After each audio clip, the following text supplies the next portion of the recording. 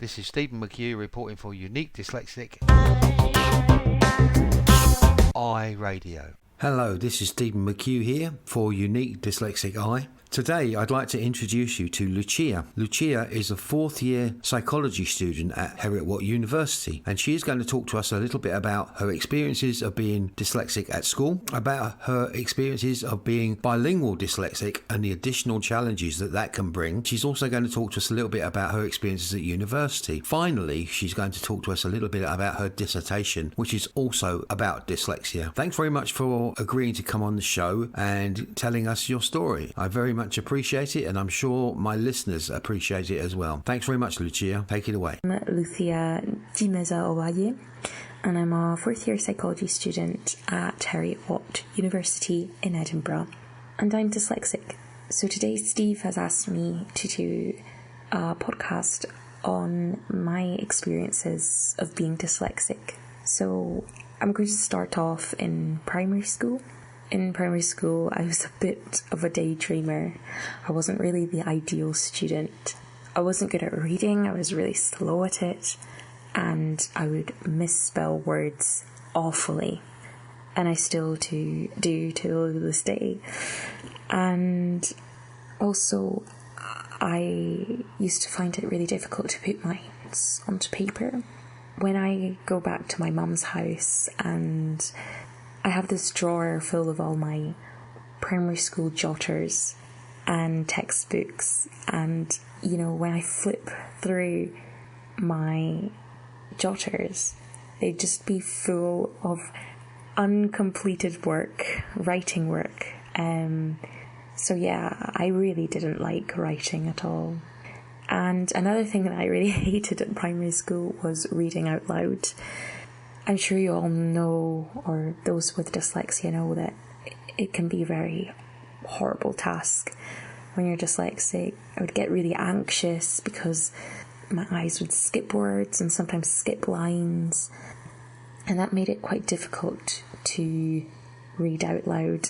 So when the teacher would look for someone to read a text out loud, I would on purpose avoid eye contact with her, so that she wouldn't choose me. So talking now to my mum about how I was in primary school, she told me that my primary 2 teacher during parents' evening had told her that I wasn't as bright as the other pupils in the class. I think we as dyslexics often feel not capable or stupid, but all those horrible feelings can be flipped around when you find something that you're really good at. I'm sure many of you have experienced that. And for me specifically, that was art. When I was really, really little, I think around 5, I would go with my granddad to painting classes, and I would really enjoy them. Painting was something that I had picked up really quickly, and it wasn't like writing or reading that I struggled doing. No, this was quite easy, and I never struggled. In school, I would love drawing and painting too, and it was a massive self-esteem boost when people would pick me to do the pictures on posters or ask me to help them draw something. So it was good that I also had the knowledge that I was good at something, not that everything that I did was bad. So after primary school, in high school, I had come up with many coping strategies that kind of allowed me to fit in with neurotypicals or with the rest of my peers. I was still pretty bad at spelling, but I used things like a spell checker that really helped me in school. I still really liked art, but my interest kind of shifted to science and French. I really liked French. I think it's because these subjects didn't really require a lot of writing. Well, French did, but it also had things I really liked, like speaking and comprehension And out of the sciences, I especially liked chemistry. I think it's also a lot to do with the teachers who taught these subjects, because they were, the best teachers in my opinion, in the school. So that really made me engage in these kind of subjects. I think it's because because we're emotional thinkers, and we kind of link these teachers to the subject, unconsciously. They give us a good feeling. We're very empathetic. Yeah. So I was performing quite well in class in high school, but when I was older and I had to do exams, that's when, my performance went downhill. And these are kind of one of the main indicators of dyslexia, where, in person you seem to be doing quite well, but when it's written down, or it has just something to do with literacy skills, you see a decrease or a discrepancy between these two things. However, I think no one even thought dyslexia as a possibility for me, because they would often get confused the thought that I was bilingual, and that I wasn't good at English because I was bilingual, or I was making all these spelling mistakes because English was not my first language. That was actually not true. I was born in Scotland, and I had been all my life. I had done all my education through the Scottish education system. I was fluent completely in English. However, because I could also speak Spanish well, and my mum was Spanish, they thought that I wouldn't be as good as English. So they used it kind of as an excuse to not dig deeper into my problem. Actually, there's a funny story. Very recently, one of my closest friends, who I have known since forever, she was telling me that, the topic came up about phonetics and dyslexia. And I explained to her that the reason I pronounce many things wrong is because dyslexics have a problem with phonetics. And she was like, "Oh, really? I thought that's because you were Spanish."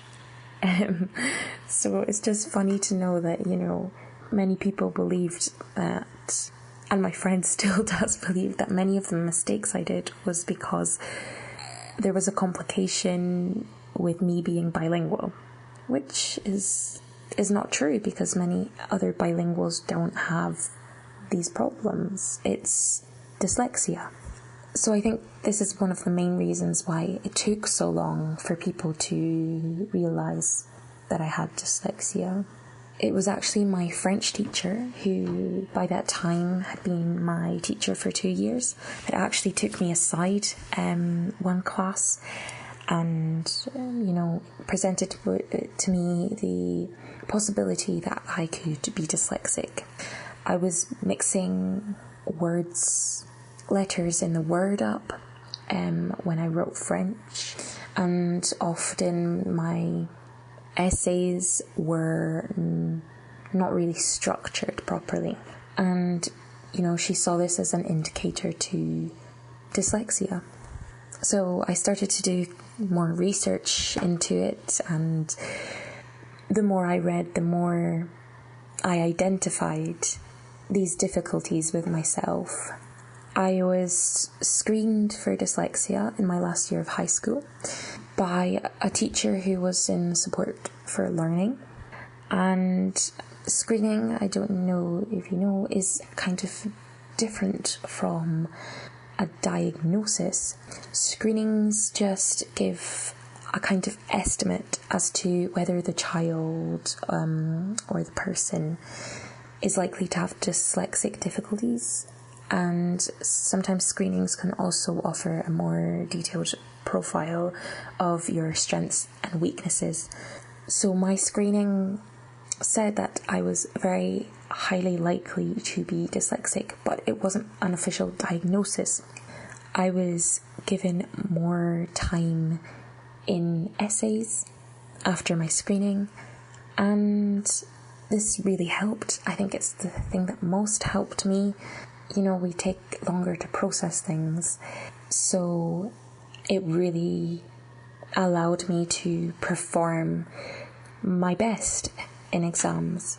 My grades went from being C's, D's, and maybe sometimes B's to A's and B's, very high grades. So I was very thankful that they did that for me. They also did something quite weird. They screened me and saw that I was quite possibly dyslexic, but then gave me some books for spelling, and that was it. They never gave me anything more, just extra time and a couple of books. My mum was quite angry. She's a really good mum, and she decided to step in and contacted the school and said that it wasn't enough, that I was just diagnosed and that was it. It was good that I was getting extra time in exams. However, how do I study? How do I learn to understand what dyslexia means? They never provided me with any of this information of how we learn differently from neurotypicals. Don't get me wrong, the diagnosis or the screening did liberate me in some way to know, I know what's going on now. However, it didn't fully benefit me because they didn't provide me with support.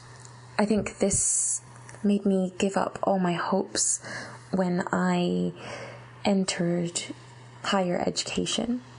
I had gone directly from high school to university, and my first year of uni I didn't really go to the student support services because I just thought, what's the point if they're just going to diagnose me again and that's it. However, in the second year, so the first year I didn't apply or do anything, but second year it started getting really, really tough.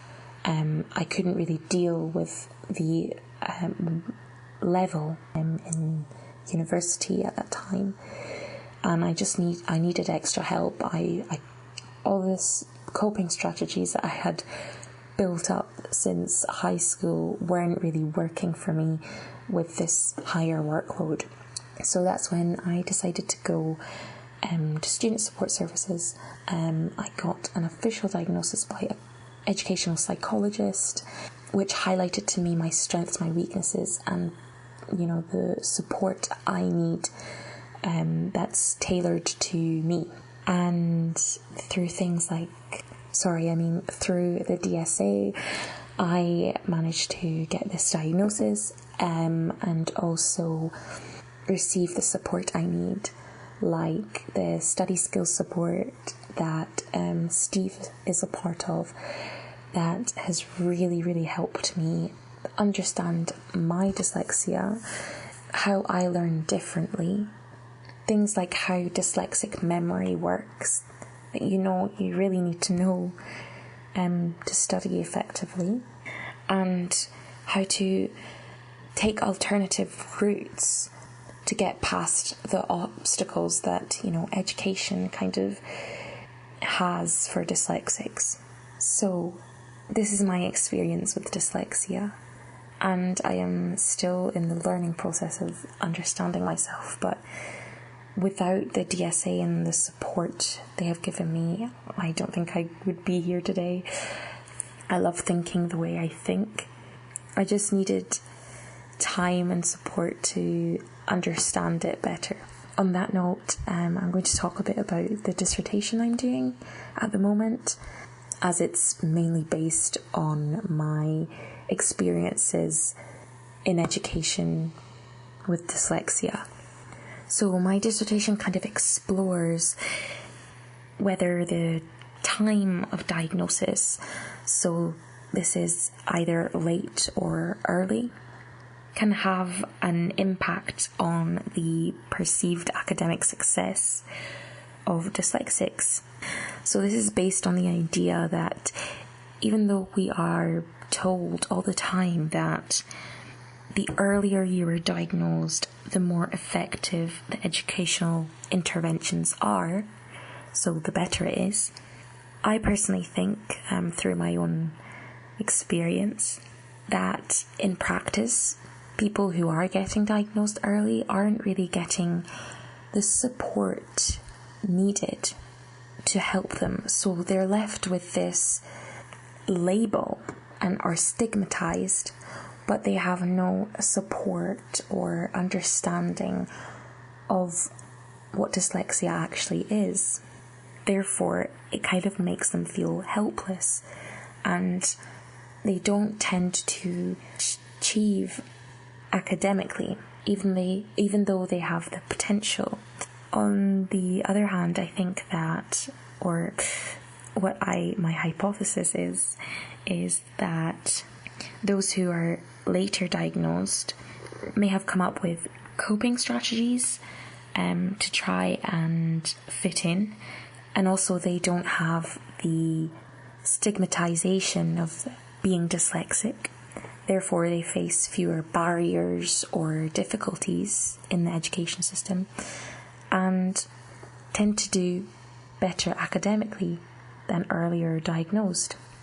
So in my dissertation, I'm going to try and explore this hypothesis a bit further. I also want to kind of look at trends in who is being diagnosed early and who's being diagnosed later. I think that socioeconomic status may play a role, and maybe even race. I think that even though there's a lot of research in dyslexia, and we know much more now than we did even 10 years ago, this information is still not being kind of projected in schools, and teachers and even dyslexics themselves don't fully understand what it is to be dyslexic. So yeah, and I think it's quite well seen that in primary school many people don't get a lot of support because it's not really in the primary school's interest, whereas unis who are kind of judged by how well people do really care for their students and therefore spend much more helping them. But I think that there should be a system that provides equally good support in primary school as there is in university. Thank you so much, Steve, for having me on your podcast. And also thank you so much for all your support during these years of your study support. This is Stephen McHugh reporting for Unique Dyslexic Eye Radio. Thanks very much for telling us your story, Lucia. I'm sure my listeners, including myself, enjoyed listening to what you had to say and can all empathise with your experiences of being dyslexic. Thank you once again. You'll have to come back and let us know how your dissertation went. I'm sure my listeners, like myself, would like to hear about that. Now, if you would like to tell your story to my listeners, please contact me on Steve, STEVE _McHugh, MCCUE, at hotmail.com. Alternatively, you can catch me on my Unique Dyslexic Eye Facebook page or my Dyslexic Eye Twitter. So finally, I'd like to ask all my listeners out there to help the channel. It would be fab if you could subscribe, keep up with the show. It would be fab if you could leave us a like or even just leave us a comment. It would be really fab. It would help us out a lot. If you have a question that you'd like me to answer about my experiences of being dyslexic or anything else to do with dyslexia and neurodiversity, just leave me a question. I'm happy to try and answer anything I can about dyslexia and neurodiversity. So I'm just going to say now it's peace, love and grooviness to everybody out there. Please share the show. As I said, please subscribe, leave us a like. It would really help us out a lot. Thanks very much. Bye. This is Stephen McHugh reporting for Unique Dyslexic Eye Radio.